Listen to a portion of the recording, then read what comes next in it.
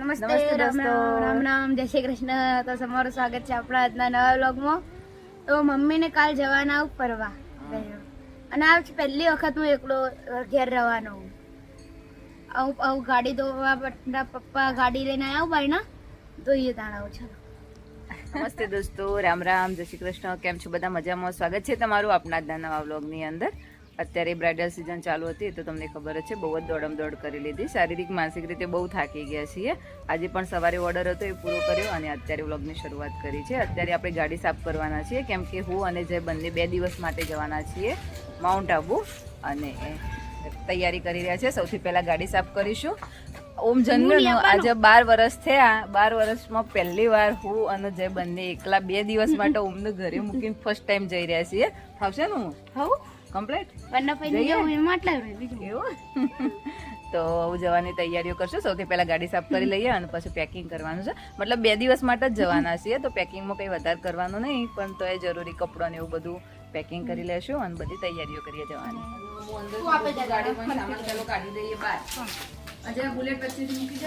ના બુલેટ ધોવાનો ધોવું છે બધું ભેગું તો નાખો.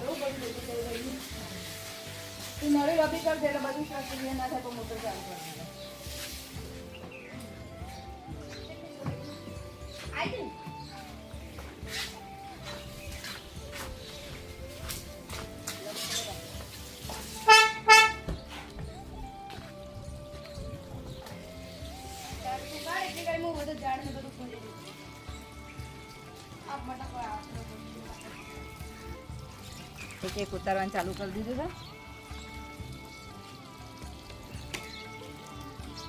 ગાડી સાફ ના હોય ને તો ફરવા જવાની મજા જ ના આવે. પેલા તો ગાડી નીકળીને જોઈએ જ. માઉન્ટ આબુમાં તો મોટાભાગનું બધું જોયેલું જ છે, ફક્ત એટલા માટે જ જઈએ છીએ રિલેક્સ થવા માટે. એક જગ્યાએ જઈને બસ ઊંઘી જ રહેવું છે, બીજું કંઈ કરવું જ નહીં.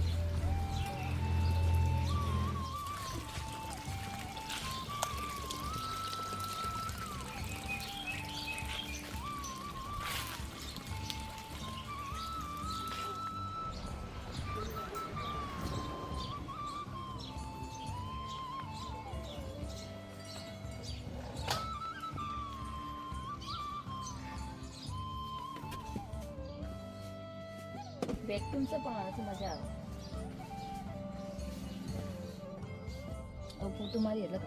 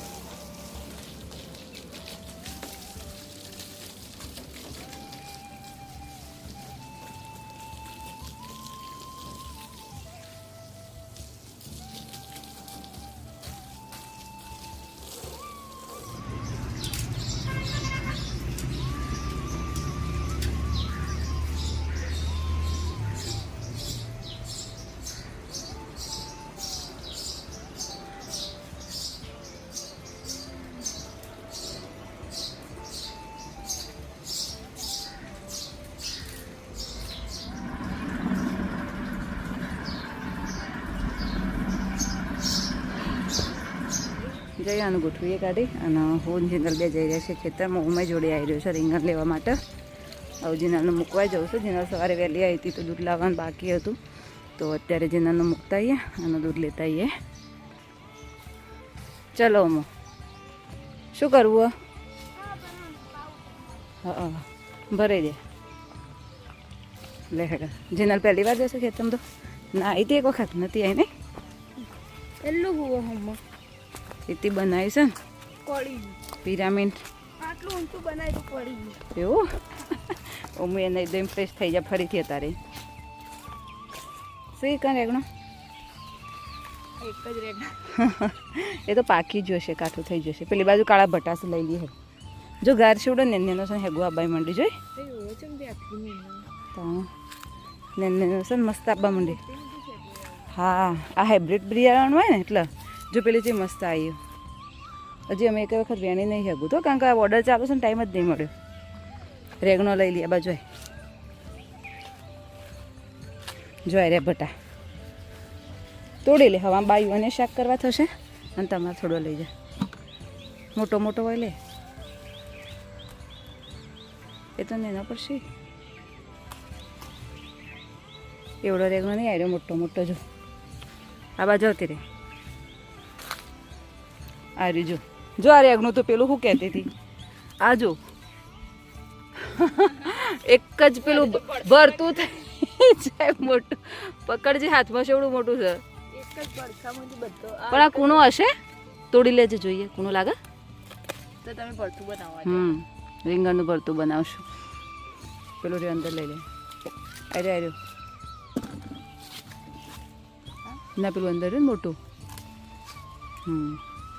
આ બાજુ રહ્યો મોટો મોટો. આપણા નીચે રહ્યો મોટો. એ સારું કૂણું હશે કે નહીં ખબર નહીં હો. નેચર વાળો તો આવું ઠંડુ ઠંડુ લાગે. પેલી બાજુ એ બધું ગાર જ વાળે છે જોજી.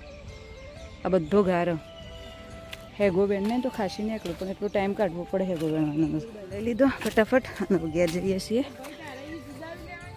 ઘરની હેગો બેનવી પણ ટાઈમ લઈને આવવો પડશે. હવ નવું ઘર બનાવે છે ઓમ.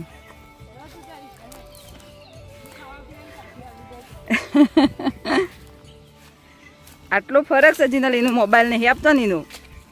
આવડો મોટો થયો પણ કદી હાથમાં એને મોબાઈલ નહીં પકડ્યું. બોલ. હા, એનું બસ આવું કોક રમવાવાળું. આ તો એકલો પડે ને કોક રમવાવાળું મળે ને તો એક મિનિટ જપના. બધા વેકેશનમાં આવશે ને એટલે મજા આવશે. ચમચી લાવે છે સ્પેશિયલ? ના ના, આટા પડી ગઈ. એટલે ગહીન પથ્થર પછી બેઝ બનાવીને પછી બીજો ગોઠવવાનો એમ કા? લેડવા રમવું છે, ઘેર આવવું છે. સારું રમતા અમે જી. હાલ નહીં બેટા, પછી રમબે હોય ને આવીને. આ દૂધ લેવા જવું છે ને હજુ તો. સાયકલ લઈને છે ચોકડી. હવે નીકળીએ છીએ જીનલને મૂકવા અને દૂધ લેવા માટે. પકોડી ખાવી આમ હશે તો લેતા આવશું, હશે તો પાર્સલ કરતા આવશું, નહીં હોય તો હરી હરી. સારું. જીનલ દીદી કે તું હેડ તો જો ને ત્યાં પકોડી ખાઈને આવું ચોકડી. હા, પકોડી ખાઈને પાછું આપવા.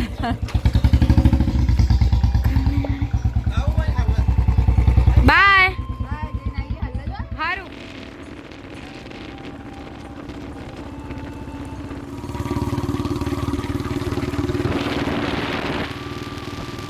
પહોંચી જશે. જેના દૂધ લેવા ગઈ છે અને અમે અહીંયા જ ઊભા રહ્યા છે, કેમ કે રસ્તામાં એમનું ગાય દોવાનું કામ ચાલુ હતું. તો બુલેટનો અવાજ હોબળી અને ગાય ભડકી ના જાય.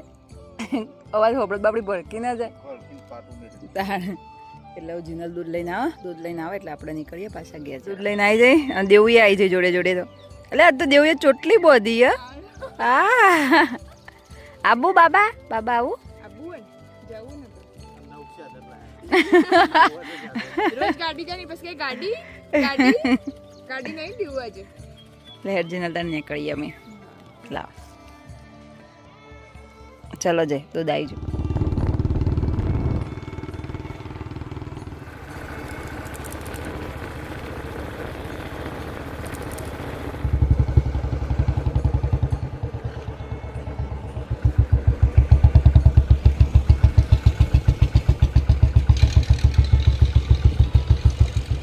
જઈને ઘેર પાછા આવી ગયા છે. આવું પહેલાં થોડી રસોઈ બનાવી લઈએ અને પછી પેકિંગ કરવાનું છે તો પેકિંગ કરી લઈએ, કેમ કે જય સવારે વહેલા જ નીકળવાનું કીશું. મમ્મી જય બંને બેઠા છે. હા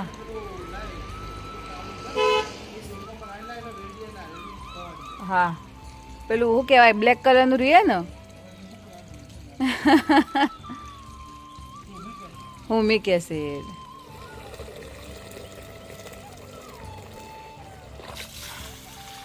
હાલ વેડી દો ભેગું પાણીમાં. હાલ આમાં નાખી દો ને પછી એવું કરવું છે. આમ તો બધું પાણી સાથે મિક્સ ના થઈ જાય નાખી દઈએ તો પાણી સાથે મિક્સ ના થાય, પાણીના ઉપર રેડવાને પાણી થોડું દે ને ધીનાધીમાં પાણી નાખી દે જાય. ઓકે. કેન્ડી લાવ્યા હતા તો બધા કેન્ડી ખાઈ રહ્યો છે.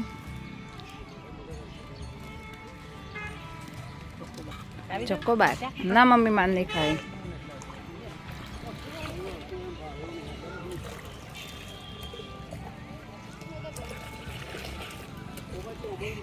લેવો મો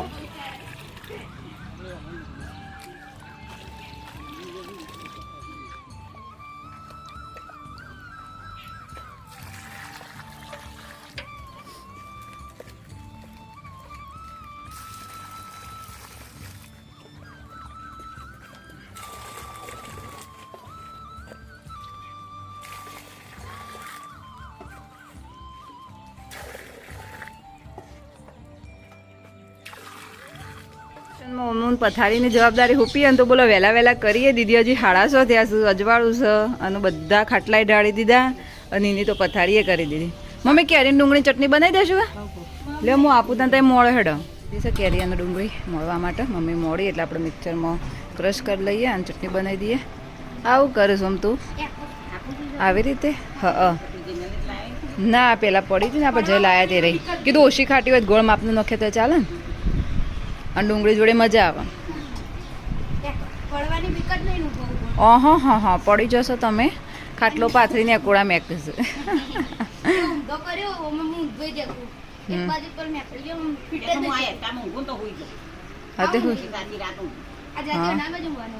હે હારું હારું ઊંઘ હડો હું લોટ બધી કાઢું. ઇવન નાટક જ કરવા શીખતા. હા ટાઈમ પાસ. એટલે હું લોટ બધી કાઢું અજવાળા અજવાળા ખાઈ લઈએ આજ તો વહેલા. સારું. ડુંગળી અને કેરીને મળવા આપી દીધું છે. મમ્મી મળું ત્યાં સુધી આપણે લોટ વધી દઈએ અને પછી ચટણી બનાવી દઈએ અને ગરમા ગરમ રોટલી અને ચટણી ખાઈ અને પછી પેકિંગ કરી અને પછી ઊંઘી જશું વહેલા. આપી દીધું અને મમ્મીએ ડુંગળી અને કેરીએ કટિંગ કરી દીધી. હવે આપણે બનાવી રહ્યા છીએ ચટણી. સૌથી પહેલાં જારની અંદર ડુંગળી અને કેરી ક્રશ કરી લઈશું, પછી એની અંદર મસાલા એડ કરીશું. આની અંદર તમે ચાહો તો લીલા મરચાં, કોથમીર અને થોડું 2-4 કણી લસણ પણ એડ કરી શકો છો.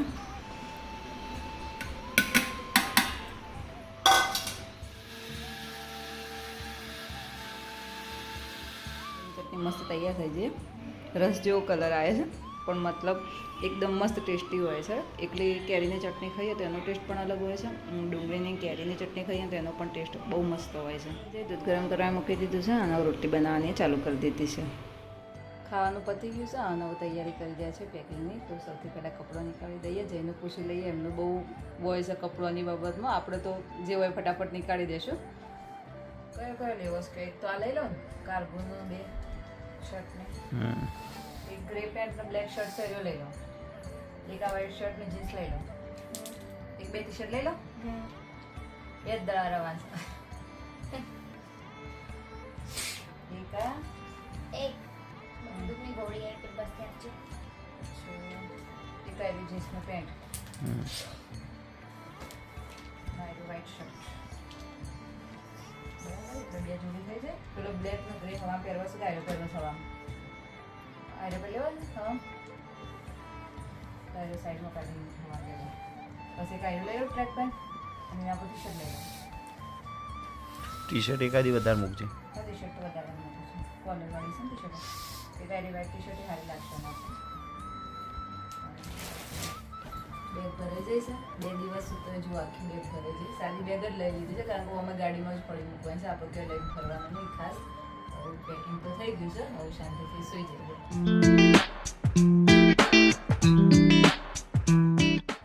દોસ્તો આજની વિડીયો ટિપ્સમાં આપણે વાત કરવાના છે લીંબુના રસનો હેરમાં ઉપયોગ કઈ રીતે કરવો અને તેનાથી શું શું ફાયદા થાય છે. લીંબુના રસનો ડાયરેક્ટ હેરમાં એપ્લાય ન કરવો. તે ડાયરેક્ટ એપ્લાય કરવાથી હેર રફ અને ડ્રાય થઈ શકે છે. લીંબુને કોઈ પણ વસ્તુ સાથે મિક્સ કરીને એપ્લાય કરવું. લીંબુમાં તો તમે જો કોકોનટ ઓઇલ મિક્સ કરી અને સ્કેલ્પમાં એપ્લાય કરશો તો તમારા જે હેરની અંદર ડેન્ડ્રફ છે સ્કેલ્પ ક્લીન થશે અને ધીમે ધીમે ડેન્ડ્રફ પણ ઓછો થઈ જશે. લીંબુનો રસ અને કોકોનટ ઓઇલ બંને મિક્સ કરી અને અડધો કલાક પહેલા હેરની અંદર એપ્લાય કરી દો અને પછી માઇલ્ડ શેમ્પૂથી હેર વોશ કરી દો. આનો ઉપયોગ તમે અઠવાડિયામાં 2 વાર કરી શકો છો. જો તમે રેગ્યુલર આ રીતે યુઝ કરશો તો તમારા હેરની અંદર સ્કેલ્પમાંથી ધીમે ધીમે ડેન્ડ્રફ ઓછો થઈ જશે અને તમારા હેર જે છે એ હેલ્ધી થશે. દોસ્તો બધી જ તૈયારી થઈ ગઈ છે અને હવે આપણા વિડીયોનું અહીંયા જ એન્ડિંગ કરીએ છીએ. અને તમને અમારા વિડીયો જોવા ગમતા હોય તો અમારી ચેનલને લાઇક, શેર અને સબસ્ક્રાઈબ જરૂરથી કરજો અને બેલ આઇકન પણ પ્રેસ કરજો જેથી કરીને તમને નવા વિડીયોની નોટિફિકેશન મળતી રહે. મળીએ હવે નવા બ્લોગમાં. Bye bye.